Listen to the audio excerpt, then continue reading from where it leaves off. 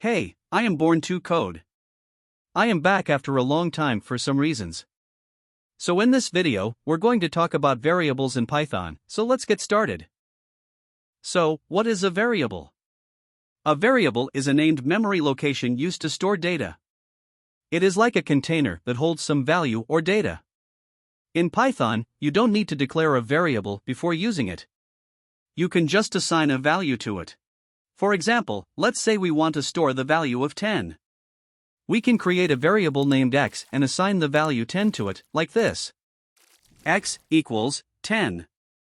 Now, the variable x holds the value of 10. We can also change the value of x by reassigning it to a different value. X equals 5. Now, the variable x holds the value of 5 instead of 10. Variables can hold different types of data in Python. Some of the common data types are integers, floating point numbers, strings, and Boolean values. Let's see an example of each data type. We can create an integer variable like this. Age equals, let's say 25. We can create a floating point number variable like this. Price equals, let's say 10.99. We can create a string variable like this.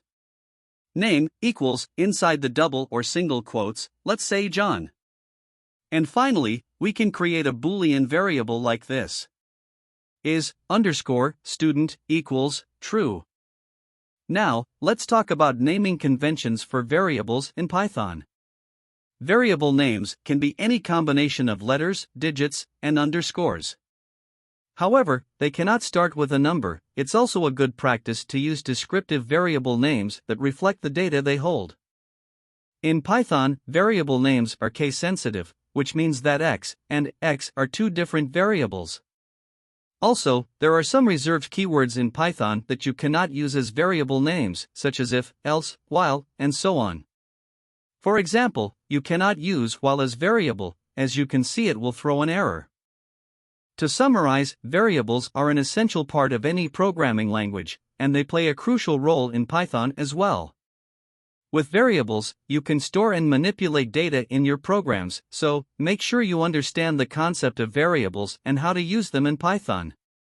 So that's it for this video. I hope you found it informative. If you have any questions or suggestions for future topics, please let us know in the comments below, and don't forget to like, share, and subscribe to our channel for more Python tutorials. Thanks for watching.